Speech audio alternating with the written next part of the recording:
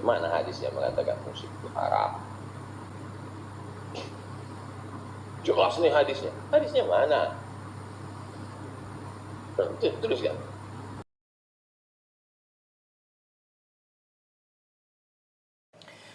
Assalamualaikum warahmatullahi wabarakatuh. Kaum muslimin dimanapun Anda berada, sahabat saya dimanapun Anda berada. Akhir-akhir ini tengah ramai diperdebatkan mengenai persoalan musik. Sebenarnya perdebatan ini sesuatu yang sejak dulu di mana orang mempermasalahkan masalah musik ini tentang halal haramnya. Jadi sudah lama. Dan memang untuk menyatukan perbedaan ini tentunya nggak akan pernah bisa. Di mana-mana ada perbedaan, di mana-mana ada pro dan kontra mengenai soal musik ini. Sebenarnya musik itu apa? Lalu diperdebatkan menjadi permasalahan di antara para ulama memperbincangkan masalah musik ini halal atau haram. Musik itu apa?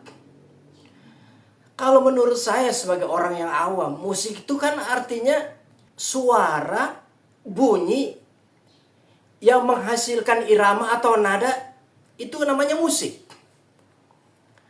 Tentu kalau kita bicara musik, artinya ada alat musik. Ya. Alat musik itu apa? Apa saja yang terbuat dari sesuatu yang pada akhirnya digunakan untuk menghasilkan suara tertentu, nada tertentu, itu namanya musik. Jadi ada alat musik. Ya. Apa saja alat musik itu? Ada di zaman sekarang musik-musik modern itu ada yang namanya alat-alat berupa alat petik, gitarkah dan sebagainya. Ada alat pukul, gendang dan sebagainya. Ini namanya alat musik. Ya. Jadi bagaimana hukumnya musik menurut pandangan Islam? Ini yang menjadi perdebatan para ulama. Jadi kita nggak bisa main sepihak atau dengan emosi kita lalu menghukumi bahwa musik itu haram. Nggak bisa. Ya, masalahnya tidak ada satu keterangan pun dari hadis Nabi Shallallahu Alaihi Wasallam yang menyatakan musik itu haram atau halal. Nggak ada. Ada memang keterangan hadis Nabi. Kata Nabi, akan datang di tengah-tengah umatku nanti orang yang menghalalkan zina, orang yang menghalalkan khomer, dan orang yang menghalalkan ma'azif. Ma'azif ini alat-alat musik.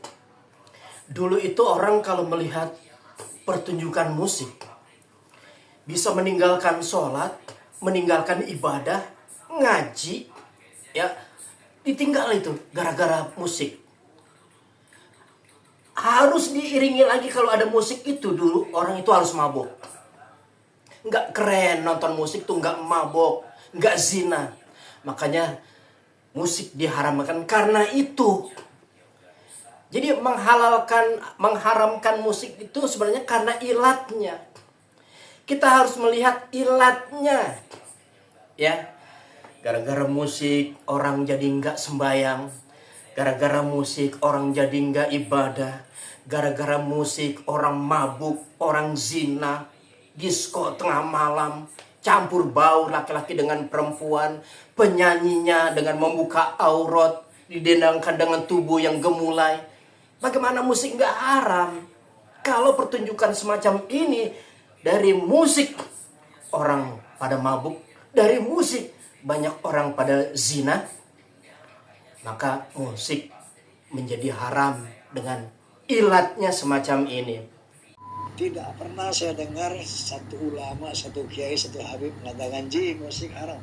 Ya, antara main musik, ya, kemudian dengan berzina, dengan membunuh, dengan durhaka kepada orang tua, kira-kira pandangan inti gimana? Lalu kalau main musik kenapa harus drunk?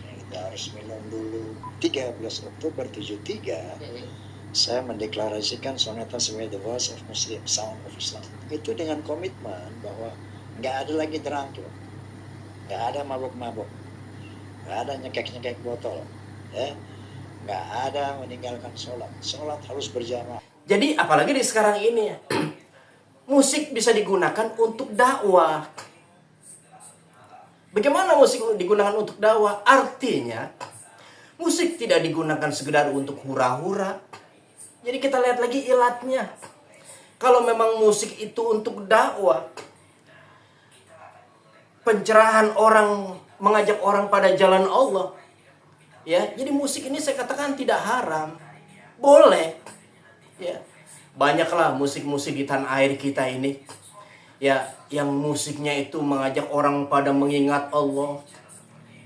Musik yang mengajak pada orang di jalan Allah berbuat kebaikan. Ada musik-musik tentang ketuhanan. Ada musik-musik tentang kemanusiaan. Ya, mengajak orang berbuat baik, mengajak orang dekat kepada Allah. Lalu apa kita bilang musik semacam ini haram? Enggak. Ya. Jadi selama musik itu digunakan untuk kebaikan, saya katakan boleh. Nggak bisa kita memvonis musik itu haram. Nah, apalagi kita dengar lagu-lagu sholawat yang dikumandangkan penyanyi kita, katakan sulis lah segala macam. Ada Opik, ya, yang memang lagu-lagunya, ya, nada-nadanya digunakan untuk kebaikan, mengajak orang pada kebaikan, mengingat nabinya, banyak bersolawat. Ya, memang para ulama, para fuqaha berbeda pendapat tentang hal ini. Jadi memang kita harus bijak. Kita nggak bisa memvonis musik haram, haram, nggak bisa. Ya, para ulama kita juga harus bijak. Kalaupun ada satu keterangan, ya pahami keterangan itu secara kontekstual, jangan sekedar tekstual.